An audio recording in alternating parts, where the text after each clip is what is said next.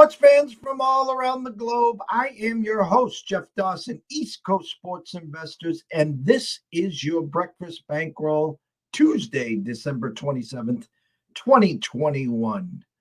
Hope you all enjoyed last night's NFL game in Buffalo as the Patriots passed the test, no pun intended, 3 passes in all by the Mac attack and the ground attack of the Patriots, as they are now clearly the number 1 seed as they head into a bye and take the week off as they will get prepared to go to Indianapolis and Carson Wentz and Jonathan Taylor. And as Buffalo now will head to Tampa Bay, which is really going to be a must-win for them as well. But we will get into that.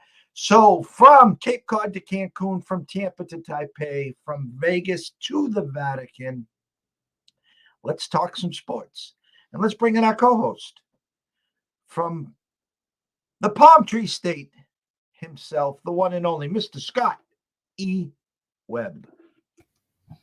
Scotty, my brother, what is happening? Jeff, it's probably one of those days where living in the New England area, you got bright sunshiny morning and you got coffee and it tastes so good, and everything is all roses up there. I have talked at length. I witnessed this for 2 decades. The chicken and the egg. Is it Bill? Is it Tom? And after last year, everyone has now jumped on. It obviously was Tom. Look he went to Tampa Bay, your neck of the woods, and not just won a Super Bowl. And now the Patriots are dead, and that's just the way it is. And in comes Mac Jones, who fell to them at 15. And I will tell you this, if Micah Parsons was sitting there at 15, I will tell you that Pats most likely would have grabbed Micah Parsons, and they would have grabbed the Texas A&M quarterback in the round 2 or 3, and this might have been played out different. But this is the hand that was dealt to them, and guess what? They started the year 2-4, couple tough losses to the Bucks, the Dolphins, played Dallas well, and you fell asleep for 6 weeks, and now they're, 9-4? They're at top of the heap. A week off to get ready to hopefully Damian Harris's hamstring gets better. So here's where they really are. They're 9-4. Buffalo is 7-5, right? So they got a game and a half lead over Buffalo, but they also have right now the tiebreaker over them because they beat them. They are points differential plus 150. That is the best in the NFL. Arizona Cardinals plus 119, Tampa Bay Buccaneers plus 107. Interestingly enough, Buffalo Bills plus 140. Now, let's make sure that we say this the right way. Point differential is a good gauge to use to judge teams. However, you do have to play into account that we talked about yesterday, the strength of schedule for Buffalo was 30th, and the strength of schedule for the Patriots was 28th. So you should expect the differentials to be in that levels for those teams in the divisions that they play in. Now, saying the same thing, that the Buccaneers are 9-3 and they have a plus 107 differential, but they play against the Panthers and the Falcons and the Saints, for God's sakes. So those teams have won 15 games combined, and the Buccaneers have won 9. So that's not. I mean, they've won almost as many as those teams altogether. So I think that, when you start to look at differential, it's not the end all everything, but it is a good indication of where teams are. And, in the NFL, how many times do you have teams go win 7 straight games? And that's exactly where New England is. Miami's won 5 games in a row. And the Chiefs have won 5 games in a row. So those are some pretty hot teams. And then there were some interesting ones like I don't know how many people really realize that the Washington football teams won 4 straight games. But anyway, as a contrarian bettor, you might think, oh my goodness, well, these guys are on these big streaks. Let's start to go against them. But that's not the way the NFL always works, and it's the same thing in baseball. You want to ride these streaks until the streaks are over. So if you were betting on New England and they won these 7 straight games, I bet you're making money on them, especially when they're in a dog like they were last night, and they've been dogs before. So this is one of those scenarios where you got to kind of watch a little, look a little. Miami hasn't been a favorite in many games, so they've won 5 straight games. These are where you can find some gems, if you will. If I was to play the game with you right now, neutral field Super Bowl, I say the Bucks are minus 3.5 against the Pats. What do you think off the top of your head your number would be? I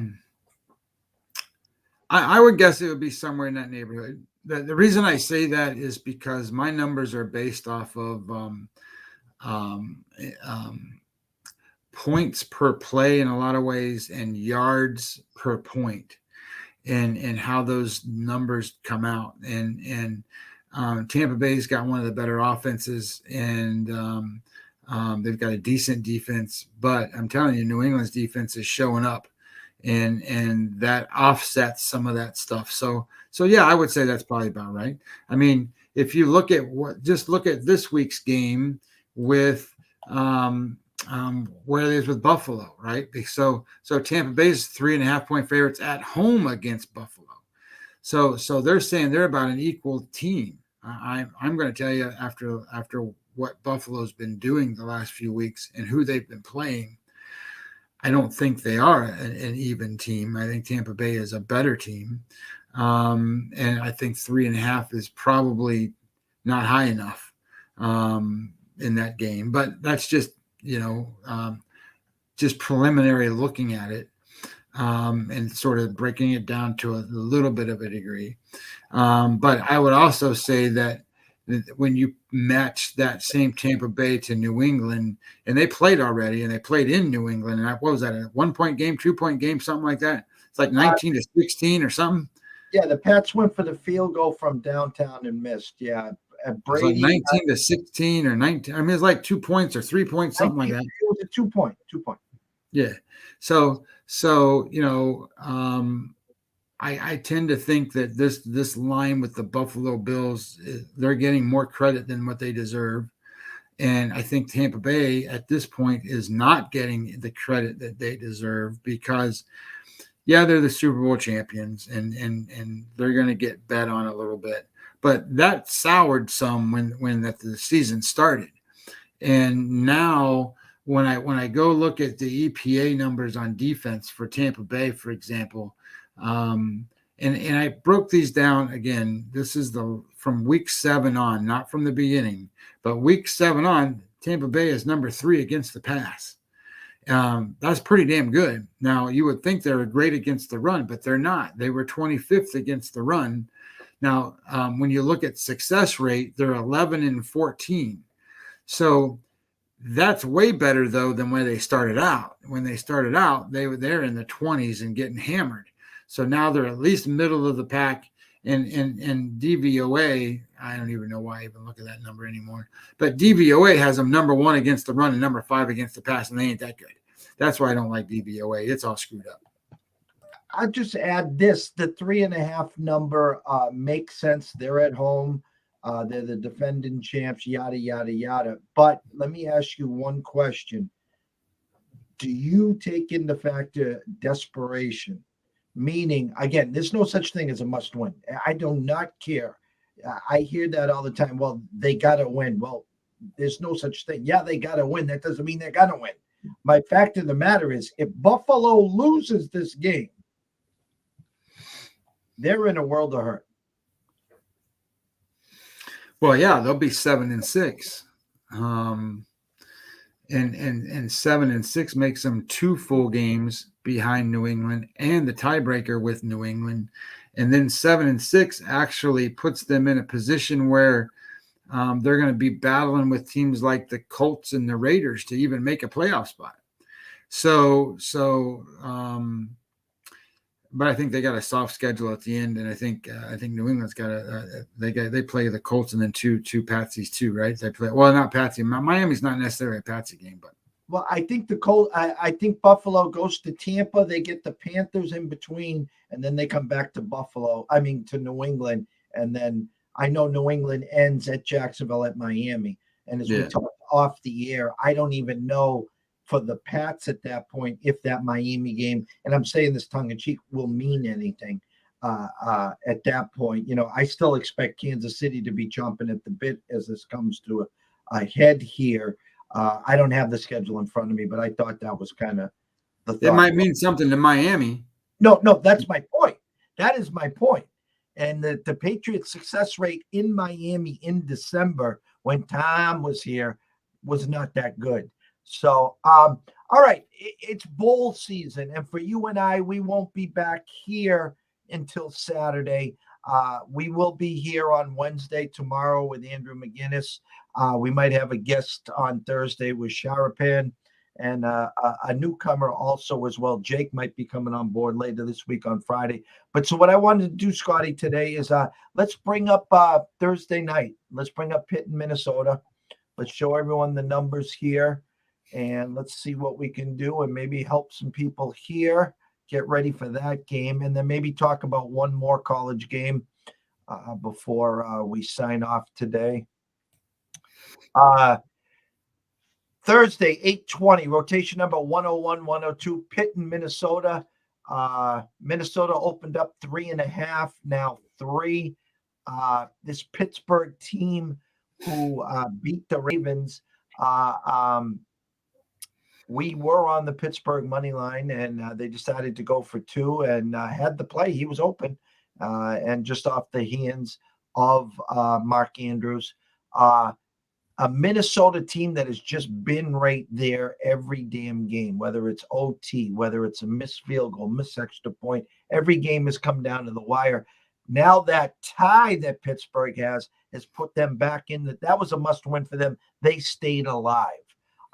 So I don't know if you'll be buying the sizzle or the steak here. 62% of the bets, 79% of the money now is coming in on Pittsburgh, which has moved the line from 3.5 to 3 with a total of 44. So they're basically telling you 24-20 Minnesota. My numbers are in a little different neighborhood. My numbers are 28-21 Minnesota. Which is big enough for me to start looking at that side. I think that I guess the best way to say this for me is Minnesota has played to a point in which they have to make these plays and they have to stay in these games and try to stay alive. So it's interesting, right? So like I said, I did these EPA numbers based on week 7 on, and would it surprise you to know that the Minnesota Vikings defense isn't very good? I don't think that would surprise anybody, right? But what does that matter? They're playing the damn Pittsburgh Steelers, who don't have a very good offense. So when it comes to quarterbacks, Kirk Cousins runs circles around Ben Roethlisberger these days. So the path to success, Minnesota has a passing attack that ranks 4th in offense EPA, and you can watch them. They throw the ball very well. They turn the ball over some, but they throw the ball very well. And the pass defense for Pittsburgh hasn't been top notch over the last, from week 7 on. They're 24th in EPA, and then if you switch it to success rate, the matchup is Minnesota success rate passing 18th against the 16th ranked pass defense and 17th ranked running attack against the Pittsburgh Steelers 18th ranked defense. So it's not necessarily strength on strength, but it gives you the idea that Minnesota can move the football and they're at home. I like them on a faster track. I like them in this spot better than playing on a turf site, grass site against the Pittsburgh Steelers. And I get it. I think you're going to run into the fact that Pittsburgh somehow won that game against the Baltimore. And again, I think Baltimore is a sort of a facade of a team too. But I think Pittsburgh is exactly that team that I think the loser of this game between Pittsburgh and Minnesota this is almost like an elimination game. Minnesota needs to win. Pittsburgh needs to win. And I know it's going to sound silly, but I'll take Kirk Cousins over Roethlisberger, and I'll take the passing attack of the Minnesota Vikings over what Pittsburgh can throw out there. Yeah, it was kind of I like Tomlin. I do. I've liked him for a long time. I guess you either love him or hate him. The Big Ben project is long past in my eyes. They have an elite back with Najee Harris. They have elite wide receivers. They have a good tight end with Freemuth there, and their defense is good. It's supposed to be better, but it's good. They're in a tough division. This will be a very interesting spot as well. I don't know what Minnesota does moving forward next year with Zimmer, with Cousins. They have an elite wide receiver with Jefferson. Dalvin Cook is banged up. They have a good replacement with Madison. So again, Thielen will be out as well. So again, the extra week of football just seems each team, whether it's COVID, whether it's injuries, it's just playing a toll. So it'll be interesting how the NFL addresses this next year. I know it's all about money. I get that. I mean, if they had their way, there'd be 18 games, which I don't think there's. I think you need 100 roster spots to be able to do 18 games. I really do. I mean, that would probably tend to be 2-week buys for the season. But it's just such a violent sport. Yes, the quarterbacks are protected more, but I don't think. I think it's almost better off for the product to shorten the season.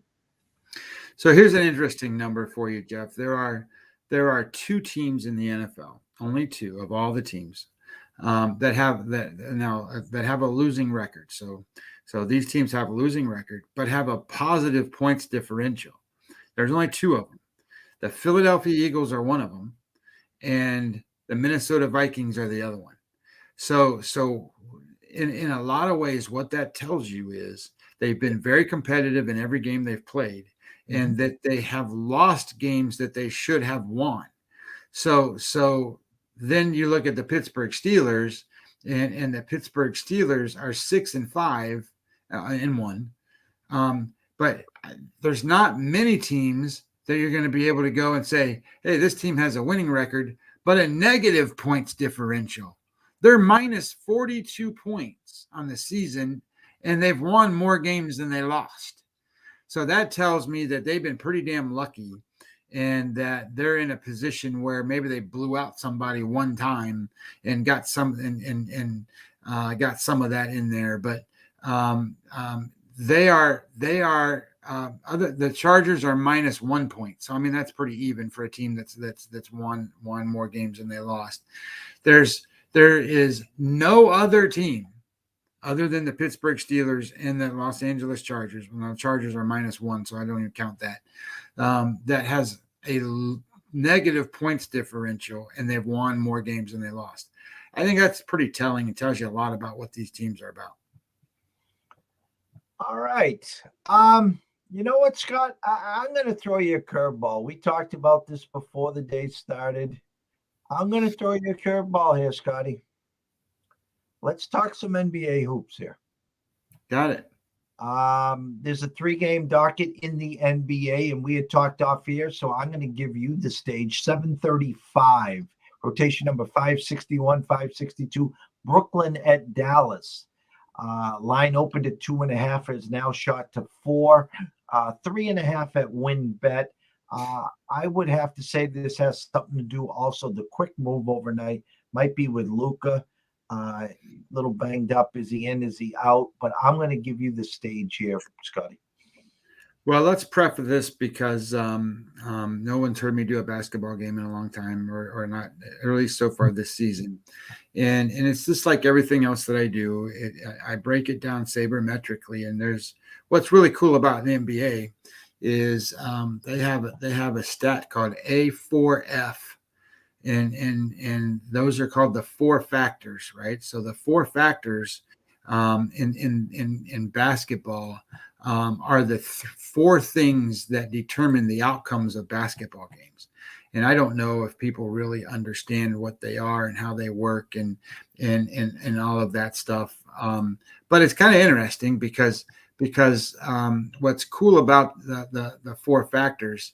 The four factors, just so everybody understands, it's the differentials of offensive and defensive efficiency, and then it has offensive rebounds and a couple other things in there, but that or 3-point shooting. And so if you really took those four things and determined how a team plays in that level, it's going to tell you who's going to win the games. So, for example, the team that has the best four-factor rating right now is Utah and Golden State. Right, those are the teams that are got the best four factors, and they're one of the best teams in the NBA.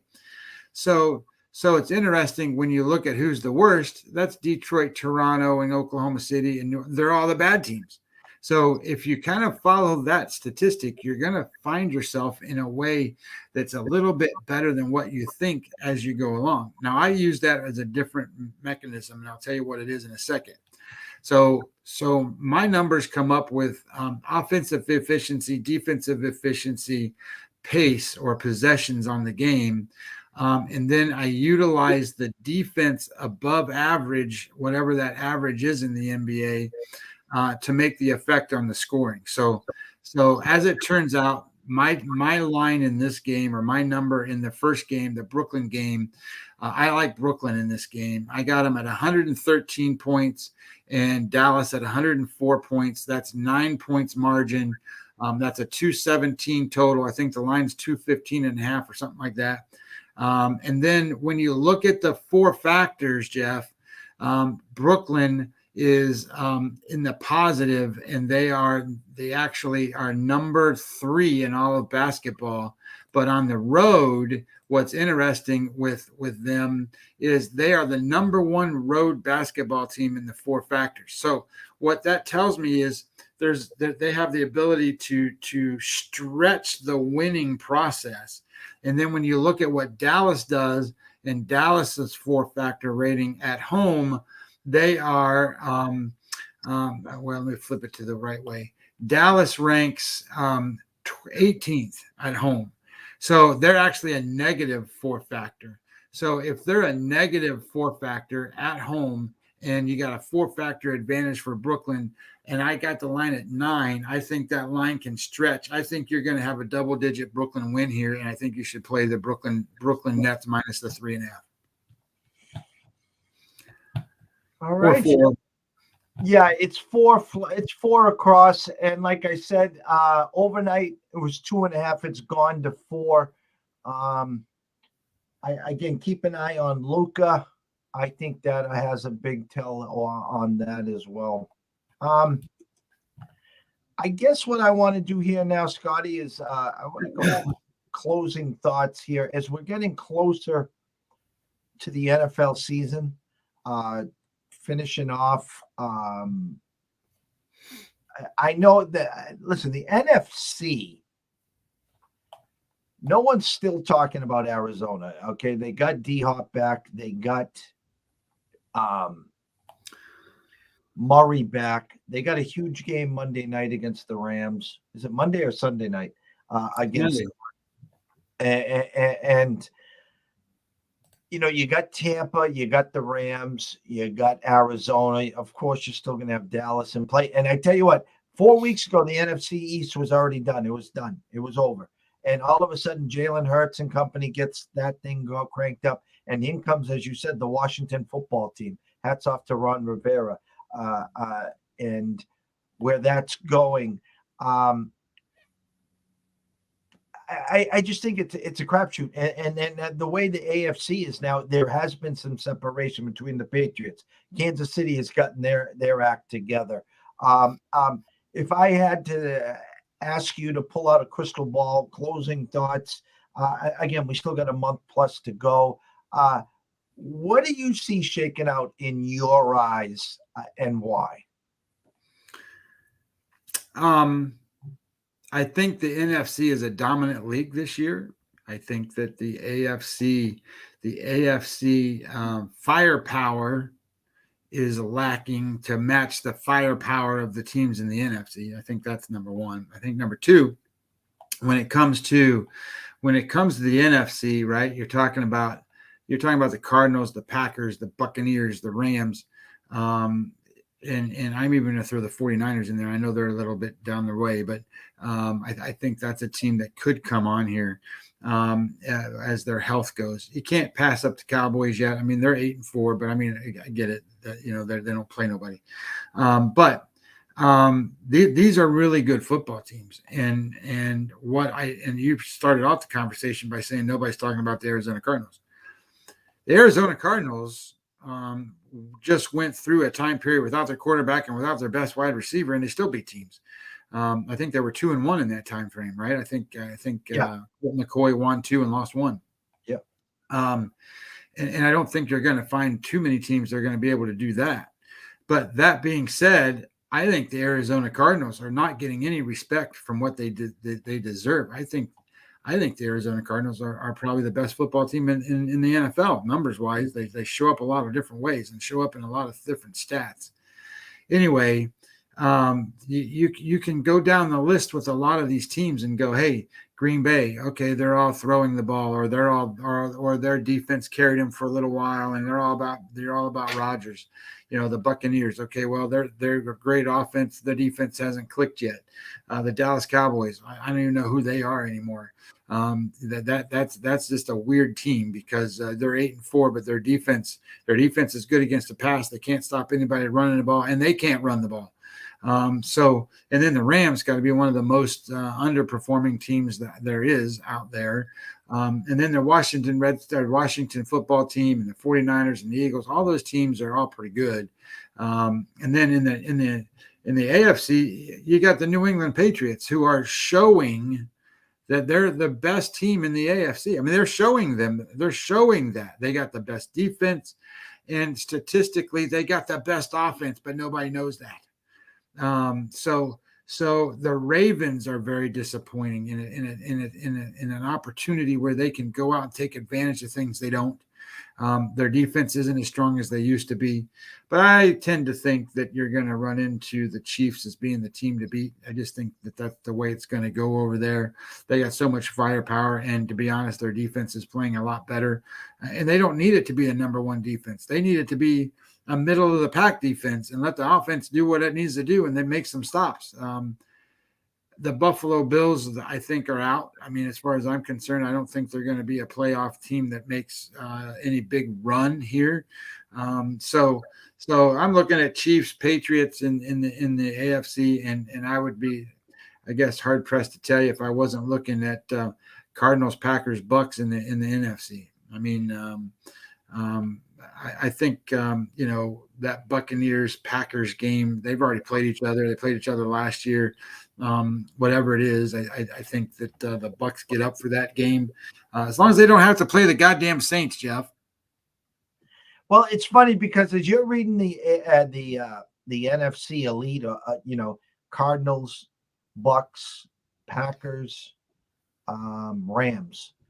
And I'm just thinking about it off the top of my head, what I've seen and what I've witnessed in my past 2 decades. I don't think the Patriots they match up perfectly against every one of them.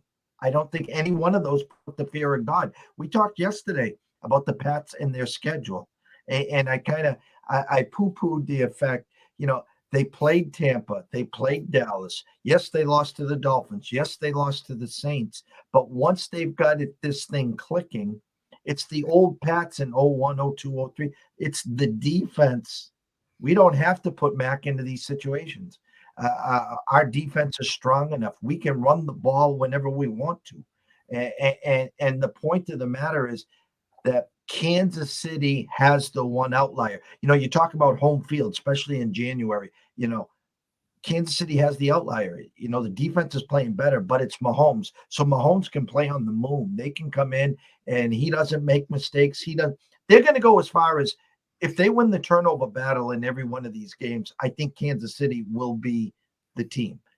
But if he starts throwing sidearm off of 1 foot, back foot, and he starts, throwing 1-2 picks, and he has to do that coming in New England, for say, they're going to lose. And you talked about it yesterday, and I'm going to end with this. Coaching is big in the NFL. And listen, I'm not a homer. I don't drink the juice. But Belichick and staff are pantsing everyone right now in the NFL. Well, that's the whole thing. We talked about that game yesterday going into the game, and I'm just going to say it again. The kid that plays the quarterback for the Buffalo Bills, Josh Allen, spent 4 years in Wyoming, for God's sakes. That weather was no big deal to him. They threw the ball 30 times, and he completed more than 50% of his passes. He had a good night. Wasn't a great night, but it was a good night. And Mac Jones threw the ball 3 times. And so going into that game, if you told me New England was going to run the ball for 220 yards, I'd have told you to eat shit. I mean, I would have. I mean, that's exactly what I there's no way in hell that was going to happen. So what does that mean exactly? Well, what that means is that you and I sat here and knew what the game plan was going to be. And then Buffalo went out there and said, well, we think we know what the game plan is going to be. Oh, well, here's what the game plan is going to be. Well, let's just let them keep doing it. They didn't adjust. They didn't make any. So one thing I made a comment to you, and it was off air. I think I wasn't on here, but in the NFL, these teams are good enough that if they want to make you one-dimensional, they can. They can take away your best thing over and over and over and over and over. And then if you're Buffalo, why didn't you go stop the run? And why didn't you go make this happen? You could have done that, but you didn't. You didn't make the changes necessary. You didn't go do that. You didn't make Mac Jones throw more than 3 times to beat you. That's shame on you. That's poor coaching. That's poor execution. That's poor whatever. And that's the difference in these games. And then, sometimes you run into these spots where they're playing in the middle of the game and they go, well, I scripted these first 15 plays and they sucked. So now I got to change it and make a new script. And so you can see how the adjustments happen from game to game and time to time and whatever. But I think that coaching matters. And I think that if you're not handicapping these guys as part of an edge to the game, then you're missing some of the look here. And even though I told you yesterday I was all over Buffalo, and I still think if I went into that game today, I would still be all over Buffalo, because I cannot believe that they were mismanaged and miscoached to a point in which they couldn't stop the run. I mean, I can't believe it, because you got to be able to stop the run and make Mac Jones beat you. The Pats circled the wagon and passed the test. That was what I put for a headliner today. So listen, I agree with that. Everyone listening, watching, I can't thank you enough. Scotty can't thank you enough. If you have 10 seconds, run over to YouTube, East Coast Sports Investors, subscribe, hit the like button, and then run over to Twitch and subscribe there as well. Any questions, follow us on Twitter at EC Sports Invest or Webby20MLB on Twitter. DMs are open 24/7, 365. On today's show, Scotty talked about tonight in the NBA, the Nets minus the 4. He's got them as a 9-point winner. And take a look at Thursday night game with the Vikings, currently at a -3. That might even go down to 2.5 if you want to hold off there. Myself and Scotty will be back most likely on Saturday morning. But again, tomorrow we'll be crossing the border with our good friend Andrew McGinnis from Wager Talk. And Thursday, I think we might have a sneak peek with Mr. Sharapan, the real Vegas Dave. And Friday, a new guest, Mayflower Sports, a friend of Andrew, a partner of Andrew's. Jake could be joining us. I have to reach out and confirm that. So listen, if you're wagering today, always wager with your head, not your heart. Always. If you have a problem, reach out. pick up that phone. There's an 800 number right there. Ask for help. Why? Because we care. We want you here this week, next week, 2022 and beyond. Best of luck with your wagers today. Have a blessed day. Cash some tickets, and we will see you tomorrow.